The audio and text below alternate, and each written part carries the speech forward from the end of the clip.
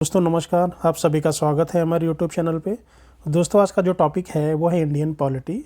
और यहाँ पर हमने प्रीवियस ईयर क्वेश्चंस को लिए हैं जो बार बार एग्ज़ाम में पूछे जाते हैं, चाहे वो एसएससी का एग्ज़ाम हो, रेलवे का एग्ज़ाम हो या फिर यूपी पीसीएस का एग्ज़ाम हो। तो आइए स्टार्ट करते हैं। क्वेश्चन कह रहा है कि किस अनुच्छेद में यह व्यवस्था है कि सभी अल्पसंख्यकों को अपनी रुचि की शिक्षण संस्थानों की स्थापना व प्रशासन का अधिकार होगा। तो वो अनुच्छेद 30 में है। कोहिलो केस भारत के संविधान की किस अनुसूची से संबंधित है? तो वो 9वीं अनुसूची से संबंधित है। मार्च 2018 में भारत के किस राज्य में अपने राज्य ध्वज का अनावरण किया? तो कर्नाटक राज्य ने अपने ध्वज का अनावरण किया था। अगला क्वेश्चन, भारतीय संविधान के 70वें संशोधन द्वारा भारत के राष्ट्रपति के चुनाव में जिन 2 केंद्र शासित प्रदेशों को भाग लेने का अधिकार दिया गया वे कौन से हैं? वो दिल्ली और पांडुचेरी। तो जब ये 70वां संविधान संशोधन हुआ तब दिल्ली और पांडुचेरी को राष्ट्रपति के चुनाव में वोट देने का अधिकार मिल गया। उससे पहले ये जो यूटी हैं इनको नहीं था। किस अधिनियम के अंतर्गत जम्मू कश्मीर राज्य को संविधान के अधीन विशेष दर्जा प्राप्त है? तो ये हो गया आपका 1947 भारतीय स्वतंत्रता अधिनियम। संघीय क्षेत्रों को प्रतिनिधित्व प्राप्त है। जो संघीय क्षेत्र हैं जो हमारे यूटी हैं वो संसद के दोनों सदनों में। भारत की संविधान सभा की अंतिम बैठक 24 जनवरी 1950 को हुई थी। किस अधिनियम के द्वारा अंग्रेजों ने भारत में सर्वप्रथम निर्वाचन प्रणाली की शुरुआत की? तो ये भारतीय परिषद अधिनियम 1892। भारत के संविधान के प्रस्तावना में कितने प्रकार का न्याय, स्वतंत्रता, समानता एवं भ्रातृत्व की उस क्रम में उल्लेख किया गया है? तो यहाँ पे जैसे 3 प्रकार के न्याय की बात की है, 5 प्रकार की स्वतंत्रता है, 2 प्रकार की समानता है। ठीक है। अगला क्वेश्चन, भारत के संविधान के किस भाग में हमें नागरिकता से संबंधित प्रावधानों को पाते हैं? तो जो नागरिकता का जो वर्णन है वो भाग 2 में किया गया है। भारतीय संविधान में भारत की आधिकारिक भाषा में जुड़े प्रावधानों में संसद संशोधन कर सकती है अपने सदस्यों के साधारण बहुमत द्वारा। तो ये क्वेश्चन को पूछा जाता है। यहाँ पे ऑप्शन आपको दिया जाता है 1/4, 2/3। ठीक है। तो यहाँ पे अगर साधारण बहुमत है तो वहाँ पे संशोधन हो सकता है। बिना सर्वप्रथम संसदात्मक सरकार किस देश में प्रारंभ की गई? वो था ग्रेट ब्रिटेन यानी यूनाइटेड किंगडम।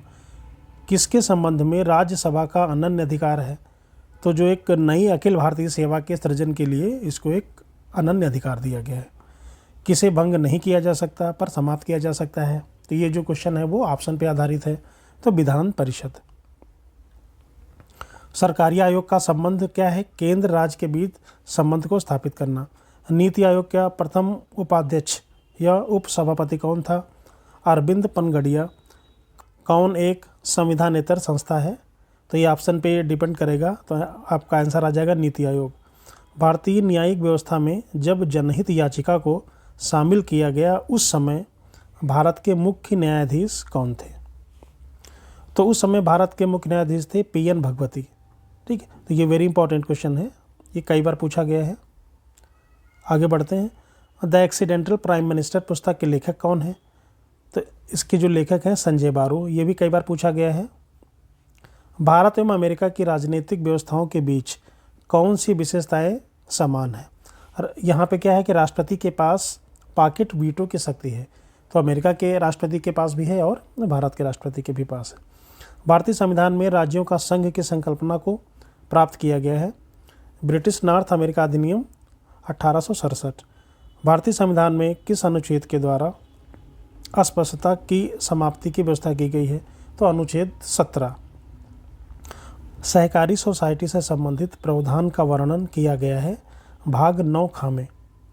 भारतीय संविधान में अनुसूचित और जनजाति क्षेत्र का वर्णन है भाग 10 में। भारतीय संविधान में अनुसूचित जातियों से संबंधित अनुच्छेद 341, ये कई बार पूछा गया है। संघ लोक सेवा आयोग का वर्णन अनुच्छेद के 315 में किया गया है। वित्तीय आपात का प्रावधान अनुच्छेद 360। अनुच्छेद 351 का संबंध है हिंदी भाषा का विकास यानी हिंदी भाषा को बढ़ावा देना। धन विधेयक से संबंधित जो अनुच्छेद है वो है 110। अनुच्छेद 110 में धन विधेयक से संबंधित बात को बताया गया है। संवैधानिक तंत्र की विफलता की स्थिति में राज्यों में राष्ट्रपति शासन का प्रावधान अनुच्छेद 356। न्यायिक पुनर्निरीक्षण का संबंध है अनुच्छेद 137 से। किन राज्यों में संविधान का भाग 9 लागू नहीं होगा जब तक कि वह राज्य एक संकल्प द्वारा इस भाग का विस्तार अपने राज्य में नहीं कर देता। तो कौन से राज्य हैं वो मेघालय, मिजोरम और नागालैंड। शिक्षा के अधिकार को मौलिक अधिकार में शामिल किया गया, तो ये था अनुच्छेद 21 का 86वां संविधान संशोधन 2002 में हुआ था। 73वां और 74वां संविधान संशोधन का संबंध क्या है?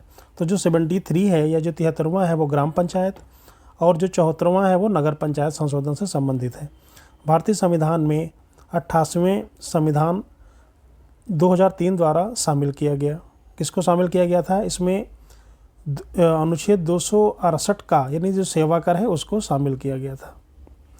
भारतीय संविधान के अंतर्गत 11वीं अनुसूची में शामिल है, क्या शामिल है इसमें? पंचायतों की शक्तियाँ, प्राधिकार और उत्तरदायित्व। तो अनुच्छेद 11 में क्या है? पंचायतों की शक्तियाँ, प्राधिकार और उत्तरदायित्व, या फिर हम कह सकते हैं कि ये ग्राम पंचायत से संबंधित है। कौन संविधान के अनुच्छेद 21 के दायरे में आता है? प्राण एवं दैहिक स्वतंत्रता का अधिकार। संविधान सभा में भारतीय संविधान का तृतीय वाचन कब प्रारंभ हुआ? तो जो तृतीय वाचन था वो 17 नवंबर 1949 को प्रारंभ हुआ। संविधान सभा की व्याख्या करने वाला अंतिम प्राधिकारी कौन है? उच्चतम न्यायालय। क्वेश्चन कह रहा है किस वाद के फैसले में सर्वोच्च न्यायालय ने सर्वप्रथम घोषित किया कि प्रस्तावना संविधान का हिस्सा नहीं है या संविधान का अंग नहीं है? तो वो था बेरीवरी वाद जो 1960। भारतीय संसद के भाग कौन कौन से हैं या भारतीय संसद के अंग कौन कौन से हैं? राष्ट्रपति, राज्यसभा और लोकसभा। अनुसूचित जाति, अनुसूचित जनजाति को किस अनुच्छेद के अंतर्गत मौलिक सामाजिक, आर्थिक, राजनीतिक तथा सांस्कृतिक अधिकार दिया गया है? तो वो था अनुच्छेद 17। और अनुच्छेद 17 में क्या दिया गया है? अस्पृश्यता का अंत। कौन सा अनुच्छेद भारतीय राष्ट्रपति के महाभियोग से संबंधित है? तो वो अनुच्छेद है अनुच्छेद 61। लोकसभा के अध्यक्ष के बारे में कौन सा कथन सही नहीं है? तो यहाँ पर हमने क्वेश्चन के हिसाब से ऑप्शन को लिया था। तो उसके पास सत्रावसान के बाद भी सदन को बुलाने की शक्ति, ये सही नहीं था। प्रोटेम स्पीकर सामान्यतः किसे नियुक्त किया जाता है? ये क्वेश्चन पूछा भी गया है। तो प्रोटेम स्पीकर किसे बनाया जाता है? जो लोकसभा का जो वरिष्ठतम जो सदस्य होता है उसको बनाया जाता है। राज्यसभा का सर्वप्रथम गठन किस वर्ष हुआ था? तो वो हुआ था 1952 में।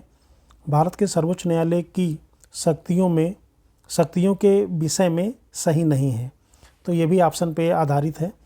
वह अंतरशासकीय विवादों के मूल एवं अनन्य क्षेत्राधिकार रखता है। तो सर्वोच्च न्यायालय जो अंतरशासकीय जो अंतर्राज्यीय केस को विवादों में मूल अधिकार नहीं रखता है।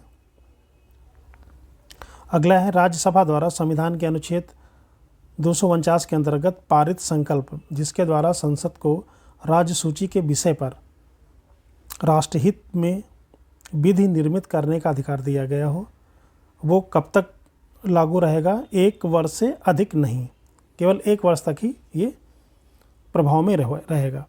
ओडिशा से राज्यसभा के सदस्यों की संख्या कितनी है? 10 है। भारतीय संविधान के अनुच्छेद 170 के अनुसार किसी राज्य की विधानसभा के सदस्यों की न्यूनतम तथा अधिकतम संख्या क्रमशः कितनी हो सकती है? तो जो अनुच्छेद 170 में कहा गया है कि विधानसभा में न्यूनतम 60 और अधिकतम 500 सदस्य हो सकते हैं। सरकार को धन उगाने अर्थात खर्च करने के लिए अधिकृत करने वाले विधेयक को क्या कहा जाता है? तो धन विधेयक कहा जाता है और धन विधेयक का वर्णन अनुच्छेद 110 में है। विधान परिषद में मनोनीत सदस्यों की संख्या कुल सदस्य संख्या का 1/6 होती है।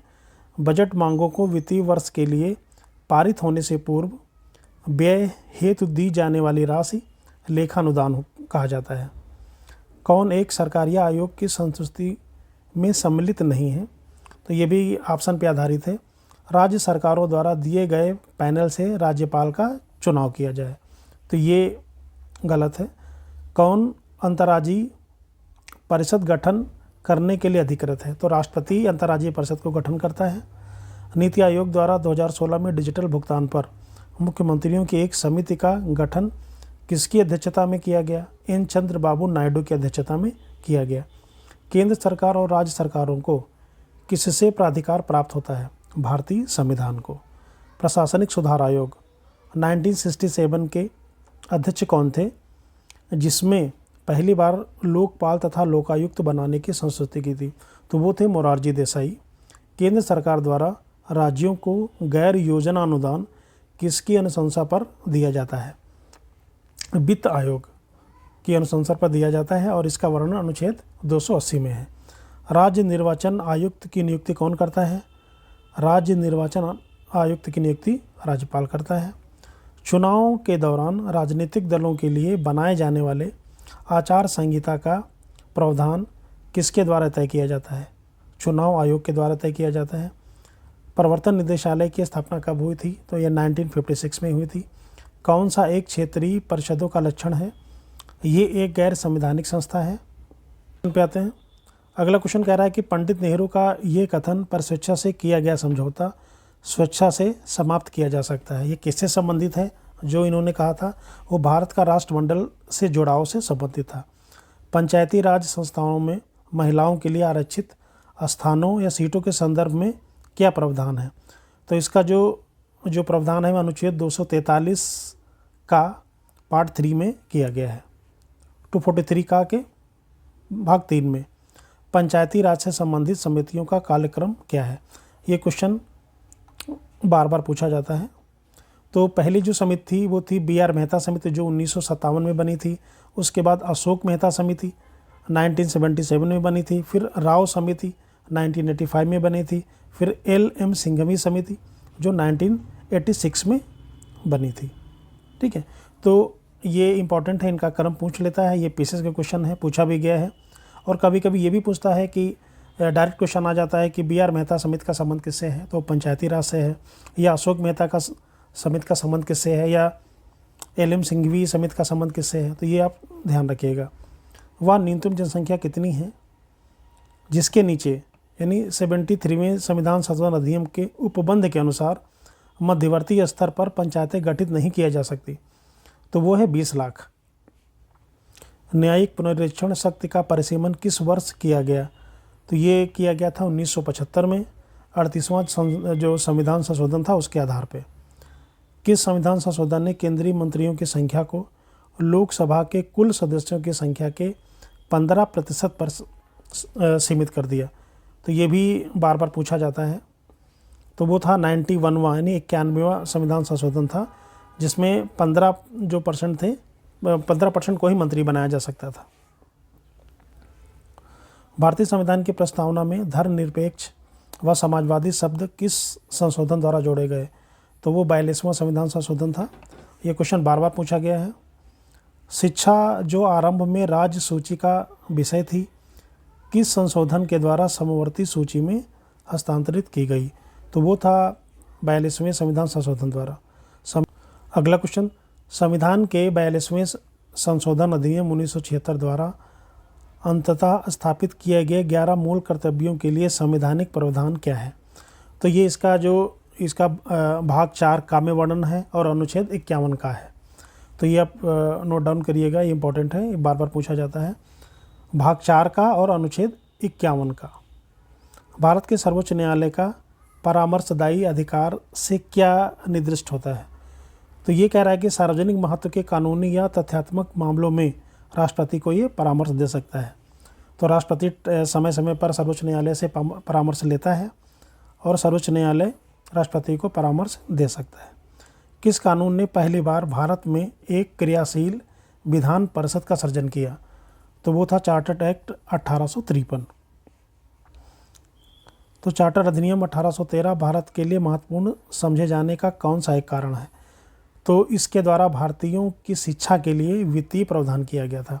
तो ये इसलिए इम्पोर्टेंट है कि इस चार्टर्ड अधिनियम में जो 1813 में हुआ था, इसमें भारतीयों की शिक्षा के लिए वित्तीय प्रावधान किया गया था।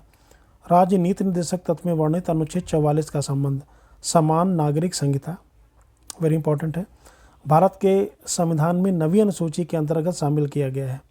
कतिपय अधिनियमों का संरक्षण। तो दोस्तों आशा करता हूँ कि ये वीडियो आपको अच्छा लगा होगा। अगर अच्छा लगा तो प्लीज़ लाइक, शेयर और सब्सक्राइब जरूर करें। Thank you.